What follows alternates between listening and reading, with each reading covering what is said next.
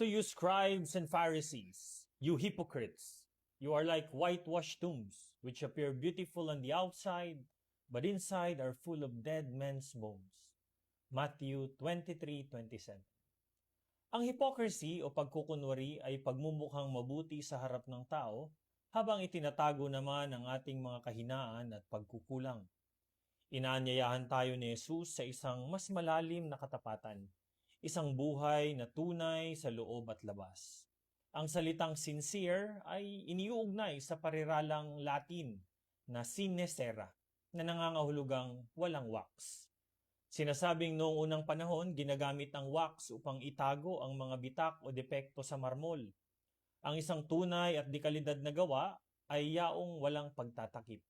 Sa madaling sabi, ang pagiging tapat ay ang pagiging tunay. Walang kailangang itago sa harap ng Diyos. Manalangin tayo. Panginoon, tulungan mo kaming maitugma ang aming mga salita at gawa, ang aming panlabas at panloob na pagkatao.